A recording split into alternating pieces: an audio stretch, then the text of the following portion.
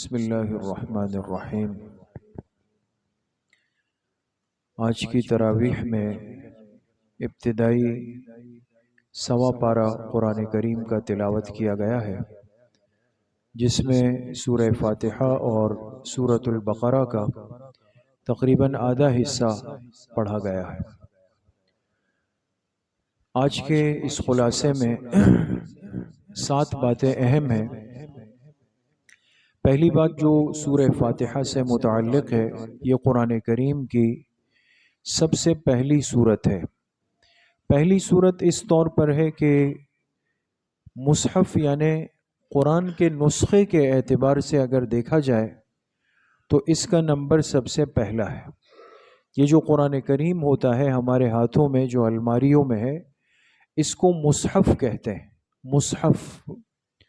مصحف کی ترتیب کے اعتبار سے تو سورہ فاتحہ سب سے پہلے نمبر پہ ہے، لیکن سورتوں کے نزول اور اترنے کے اعتبار سے سورہ فاتحہ کا نمبر 5 ہے۔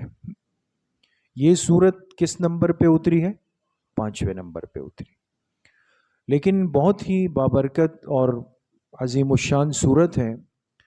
اسی وجہ سے اللہ پاک نے اس سورت کو نماز کی ہر رکعت کے ساتھ جوڑ دیا، اور مفسرین نے اس سورت کو پورے قرآن کریم کا ایک خلاصہ اور نچوڑ قرار دیا، اس طور پر کہ اگر اس سورت کے مضامین پر غور کیا جائے تو 2 چیزیں اس میں بنیاد ہیں۔ پہلی چیز اس سورت میں ہے وہ خدا شناسی، اور دوسری چیز ہے خود شناسی، اللہ کو پہچاننا اور اپنی ذات کو پہچاننا۔ یہ 2 چیزیں ہماری زندگی کا خلاصہ ہے دوستو۔ اگر آج کی زندگی میں بندہ اللہ پاک کو پہچان لے کہ اللہ کون ہے، اور اللہ نے مجھ پر کیا احسانات کیے ہیں، اور اللہ کے میرے ذمہ حقوق کیا ہیں، تو بہت سارے روحانی امراض جو اس دنیا میں انسان سے سرزد ہوتے ہیں وہ ختم ہو جائیں۔ اور دوسری چیز ہوتی ہے خود شناسی، کہ بندہ اپنے آپ کو پہچان لے، بھئی میں کون ہوں۔ آج بہت ساری مصیبتوں اور فساد کی وجہ ہمارا وجود ہے۔ میں نے اپنے آپ سے کمزور کو دیکھا تو اس پہ ظلم کرتا ہوں، اور اگر اپنے سے طاقتور کو دیکھا تو اس کے پیٹھ پیچھے اس کی غیبت کروں گا۔ اگر اپنے وجود کو انسان پہچان لے کہ اس کی حقیقت کیا ہے، میں کہاں سے بنا، آج سے 30 سال 35 سال 40 سال 60 سال پہلے تو میرا کوئی تذکرہ ہی نہیں تھا، میں اس کے بعد وجود کے اندر آیا ہوں، اور پھر بنا کس چیز سے؟ پانی کے ایک حقیر قطرے سے جو ناپاک ہے، اور پھر ایک وقت آنے والا ہے کہ میں بالکل بے نشان ہو جاؤں گا، اس دنیا سے چلا جاؤں گا، اپنی قبر کے اندر ہوں گا۔ تو اس صورت میں اللہ پاک نے گویا انسان کو اللہ کی پہچان بھی کرائی، اس کی اپنی ذات کی پہچان بھی کروائی۔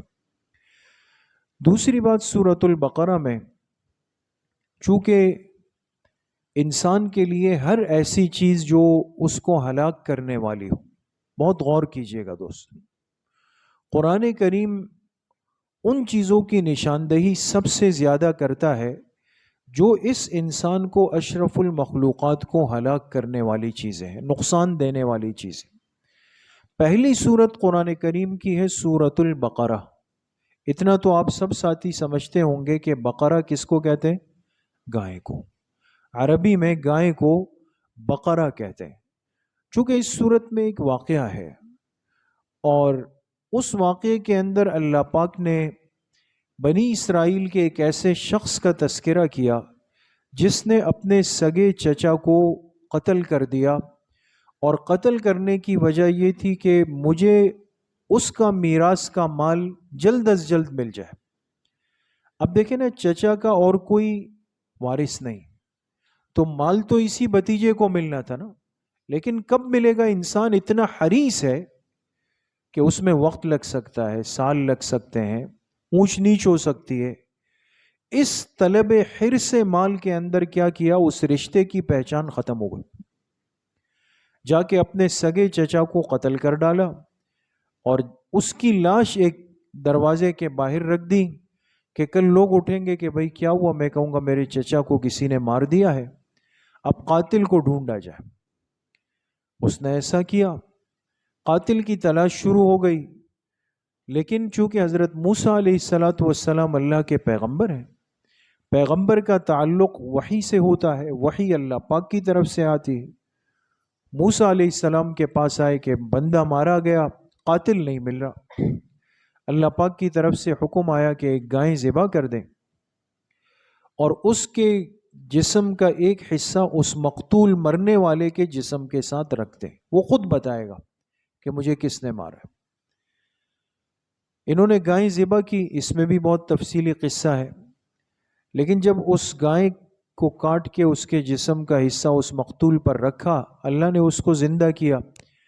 اس نے کہا کہ مجھے قتل کرنے والا میرا یہ بھتیجا ہے، اس بھتیجے کا نام تھا عامیل، عامیل، مجھے اسی نے مارا ہے۔ تو وہ بات جو چھپی ہوئی تھی وہ اللہ پاک نے کھول دی۔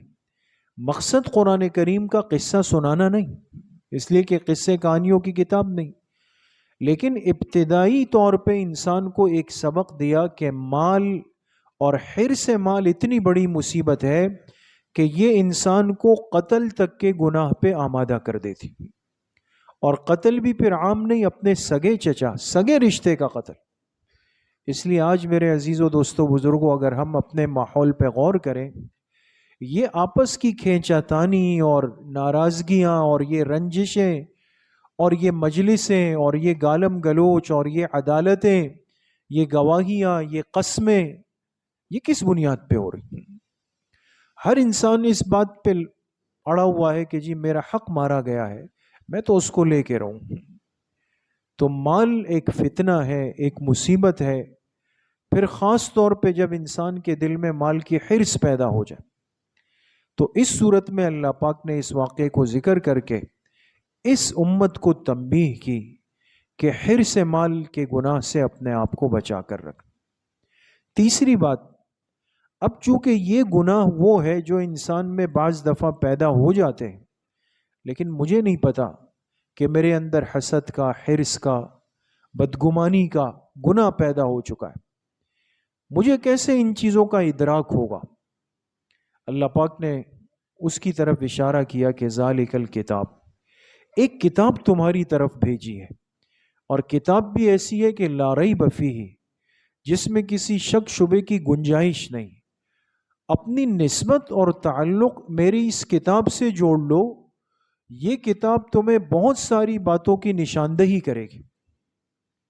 اس لیے آج ہماری محرومی کی وجہ کیا ہے کہ زندگیوں میں قرآن پاک کا کوئی حصہ نہیں، کلام کا کوئی حصہ نہیں، سرسری طور پہ، ظاہری طور پہ ہے کہ یا تو انتقال ہو جائے تو میں نے قرآن خوانی میں سپارہ پکڑ لی، یا دکان کا مکان کا افتتاح ہے، چلو بھئی بچوں کو بلا کے بھئی قرآن خوانی کروا دے۔ یعنی اس امت کا قرآن سے تعلق صرف قرآن خوانی کرے گی، صرف کسی کی میت تک کا رہ گیا۔ باقی یہ کہ میری خوشی، میری غمی، حلال حرام، معاشرت، معاشیات، معاملات، عقائد، اخلاق، آداب، صفات، وہ میں کہاں سے سیکھوں گا؟ وہ میں اپنی مرضی کی زندگی، یا پھر ان سے سیکھنا چاہتا ہوں جو بالکل محروم لوگ ہیں مغربی دنیا سے۔ تو ذالک الکتاب لا ریب فیہ، بالکل شروع میں فرمایا ایک ایسی نعمت تمہاری طرف بھیج رہا ہوں جو تمہارے ظاہر اور باطن کی اصلاح کرے گی، اس سے اپنا تعلق مضبوط کر لو۔ اس لیے میرے عزیزوں، بزرگوں، دوستوں، یہ رمضان یہ قرآن کا مہینہ ہے، قرآن اترا بھی اسی میں ہے، اس کا نزول اسی مہینے میں شروع ہوا ہے، فرشتے اسی مہینے میں لے کر آئے ہیں، اور سب سے زیادہ اس کی تلاوت اسی مہینے میں ہوتی۔ دیکھیں نا، تراویح ہوئی نا آج 20 رکعت، اس منزل پہ، اس منزل پہ، اس مسجد میں، اس بلڈنگ میں، ہر گھر کے اندر، ہر جگہ سے آواز آ رہی۔ یہ قرآن کا مہینہ ہے، زیادہ سے زیادہ قرآن کریم کی تلاوت کو وقت دینے والے بنے۔ چوتھی بات، اللہ پاک نے اس ایمان کی نعمت کو ہم پہ ظاہر فرمایا۔ اگر بندہ اس دنیا میں رہتے ہوئے ایمان کی نعمت سے محروم ہے، یہ ہر خیر سے محروم، اس لیے کہ انسان 3 حصوں میں اللہ کی طرف سے تقسیم ہوا، 3 حصوں میں۔ ایک طبقہ وہ تھا جنہوں نے اس دنیا میں اللہ کا کلی انکار کیا، یعنی زبان سے بھی دل سے بھی، نعوذ باللہ، یہ تو کافر مطلق ہے۔ ایک طبقہ ایسا تھا کہ جس نے زبان سے اقرار کیا لیکن دل سے انکار کیا۔ یہ کون تھے؟ یہ منافقین تھے۔ یہ منافقین کافروں سے بھی زیادہ بدتر اور خطرناک۔ اور ایک تیسرا طبقہ جو تھا وہ کن کا تھا؟ جنہوں نے زبان سے بھی اللہ کا اقرار کیا، دل سے بھی اللہ کا اقرار کیا۔ یہ ایمان والوں کا طبقہ ہے، اور ایمان اس دنیا کی سب سے بڑی نعمت ہے اللہ کے خزانوں میں۔ اس لیے ایک بندے کے پاس دنیا کچھ بھی نہ ہو، ایمان ہے، یہ کامیاب ترین انسان۔ اور ایک بندے کے پاس سب کچھ ہو، وہ سب کچھ کر سکتا ہو، دنیا جہاں کے مال و اسباب اس کے پاس ہو، دنیا اللہ نے اس پر کھولی ہوئی ہو، لیکن یقین کرے ایمان نہیں ہے، سب سے بڑی محرومی اس کے حصے میں آئی۔ آج آپ دیکھیں نا دنیا کے اندر، ہمارے پڑوس ملک میں، آپ نے ہم سے زیادہ دیکھا ہوگا، ہمارے پڑوس ملک میں ایک شادی ہوئی، ابھی قریب میں چلتی رہی، دنیا پاگل ہو گئی اس کو دیکھنے کے لیے کہ فلاں کے بیٹے کی شادی ہو رہی ہے، فلاں، سنا ہوگا نا دوستو۔ اب کیا کچھ اس کے اندر ہوا، اور کیا تفصیلات، اور کیا کھانے ہیں، کیا اکرام ہے، کیا انعام ہے، کیا مہمان ہے، دنیا کو گھما دیا اس آدمی نے، سب کچھ ہے۔ لیکن آپ بتائیں وہ آدمی کامیاب ہے یا ناکام؟ ناکام۔ اللہ اس کو ایمان کی توفیق نصیب فرمائے، اس لیے کہ اس کے پاس سب کچھ ہے، دنیا ہے، لیکن اس کے پاس اس وقت ایمان کی نعمت نہیں ہے دوستو۔ ہم سب رال ٹپکاتے ہوئے دیکھ رہے ہیں کہ بھئی ایسی دنیا ہے اور یہ کچھ ہے، یہ کچھ ہے۔ ایمان بہت بڑی نعمت ہے۔ پانچویں بات جو آج کے خلاصے میں ہے، اللہ پاک نے ہمارے اس دشمن کا ذکر کیا جس نے روز اول سے قسم کھائی کہ میں اس انسان کو ہر جانب سے گمراہ کروں گا۔ اور وہ دشمن جو ہمارے ماں باپ، اصلی نمبر اول کے ہمارے ماں باپ، حضرت آدم علیہ السلام، حضرت حوا علیہ السلام، ان کی دشمنی پہ اترا، اور اللہ نے حکم دیا کہ اس آدم کے سامنے سجدہ کر لو، لیکن اس نے اللہ کے حکم کے ماننے سے انکار کیا، سجدہ نہیں کیا، اور اپنی عقل لڑائی اور کہا کہ وہ مٹی کے، میں آگ سے بنا ہوں، تو میں کیسے ایک مٹی کے بنے ہوئے انسان کے سامنے سجدہ کر دوں؟ اللہ کے حکم کی خلاف ورزی کی، محرومی حصے کے اندر آ گئی۔ لیکن محروم ہوتے ہوئے کیا کیا؟ قسم کھائی، کہا کہ جب تک یہ دنیا باقی ہے میں اس انسان کے راستے میں بیٹھ جاؤں گا اور اس کو ہر جانب سے گمراہ کرنے کی پوری کوشش کروں۔ اس صورت میں اللہ پاک نے ہمارے اس دشمن کا بھی تذکرہ فرمایا ہے اور تنبیہ کی کہ اپنے آپ کو اس دنیا کی زندگی میں اس شیطان سے اور اس کے مکر و فریب سے بچا کر رکھنے کی پوری کوشش کرنی۔ چھٹی بات جو آج کے خلاصے میں ہے، اللہ پاک نے تذکرہ فرمایا بنی اسرائیل کا، جن پر اس دنیا میں سب سے زیادہ ظاہری اور باطنی نعمتیں اتاری گئیں۔ ایک نعمت ہوتی ہے ظاہر کی، مثال کے طور پہ لباس ہے، اولاد ہے، رزق ہے، کاروبار ہے، سواری ہے، مکان ہے، یہ ظاہر کی نعمتیں۔ ایک نعمت ہوتی ہے باطنی نعمتیں، مثال کے طور پہ ہمارے پاس اللہ کا کلام ہے، پیغمبر کی احادیث ہے، نیک لوگوں کی صحبت ہے، نیک ماحول ہے، مساجد ہے، نیکیاں ہیں، خدمات ہے، صلہ رحمی ہے۔ یہ ساری چیزیں وہ نعمتیں ہیں جو روحانی طور پہ اللہ پاک نے دی۔ بنی اسرائیل کو اللہ نے ظاہری اور روحانی دونوں نعمتوں سے مالا مال کی۔ ان کے لیے آسمان سے تیار من و سلوہ اترا ہے، بنے ہوئے بٹیر اور حلوہ اترا ہے، اور روحانی نعمتیں اتنی کہ ہزاروں پیغمبر آئے ان کے اندر۔ لیکن اللہ پاک نے ایک سبق دیا، ان کے اندر ناقدری کا مرض پیدا ہوا۔ ناقدری، انسان جب اللہ کی نعمتوں کی ناقدری کرتا ہے، اللہ کا اصول ہے، سورہ بقرہ سے سمجھ میں آیا کہ وہ نعمتیں اللہ اس بندے سے لے کر دوسرے کو اس کے سامنے دے دیتے، وہ اس سے محروم ہو جاتا ہے۔ بنی اسرائیل کے پاس یہ نعمتیں تھیں، لیکن ناقدری پہ اترے، نافرمانی پہ اترے، پیغمبروں کو ستایا، ایمان والوں کو قتل کیا۔ اللہ پاک نے وہ نعمتیں منتقل کر دی، نبوت کا وہ چلتا ہوا طویل سلسلہ وہ منتقل ہو گیا بنی اسرائیل سے بنو اسماعیل میں، اور جناب نبی کریم صلی اللہ علیہ وسلم کی بعثت وہ بنی اسرائیل میں نہیں ہوئی، وہ حضرت اسماعیل علیہ السلام کی اولاد میں ہو گئی۔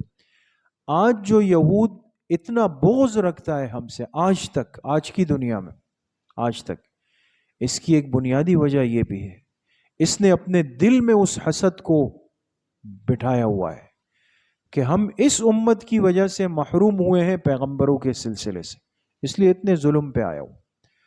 آج ہمارے پاس اللہ کی کتنی نعمتیں ہیں دوستو، بہت ساری نعمتیں، چاہے میں سوچوں کہ میرے پاس یہ بھی نہیں، یہ بھی نہیں، یہ بھی نہیں، یہ بھی نہیں، لیکن گننے پہ آؤں تو بہت کچھ ہے۔ ان نعمتوں کی قدردانی کی بڑی ضرورت ہے۔ ساتویں اور آخری بات، اللہ پاک نے تذکرہ فرمایا کہ اس امت کو اور اس امت کے پیغمبر کو ہم نے خصوصیات دی ہیں، لہٰذا ہر چیز اللہ نے آپ علیہ الصلاۃ والسلام کو چن کر منتخب کر کے عطا فرمائی۔ اس امت کے حصے میں جو قبلہ آیا وہ قبلہ کون سا ہے؟ بیت اللہ، اور یہ بیت اللہ قیامت تک کے لیے قبلہ ہے۔ بیت المقدس جس کو ہم قبلہ اول کہتے ہیں دوستو، مسجد اقصی، یہ بھی اس امت کا قبلہ رہا ہے کچھ عرصے تک۔ بخاری شریف میں روایت موجود ہے، آپ علیہ الصلاۃ والسلام ہجرت فرما کے جب مدینہ منورہ آئے تو اللہ نے حکم دیا آپ کو، تو آپ نے بیت المقدس کو قبلہ بنایا 16 یا 17 مہینے تک۔ اس کے بعد پھر اللہ کا حکم آیا، یہ قبلہ تبدیل ہو کے بیت اللہ شریف کو قبلہ بنا دیا گیا۔ اب قیامت تک اس امت کا قبلہ کیا ہے؟ بیت اللہ ہے۔ انسان سفر میں ہے، حضر میں ہے، کھڑے ہو کے نماز پڑھے، بیٹھ کے پڑھے، لیٹ کے پڑھے، کہیں پر بھی دنیا کے جس کونے میں ہوگا، لیکن یہ بیت اللہ کی طرف رخ کر کے نماز پڑھے گا۔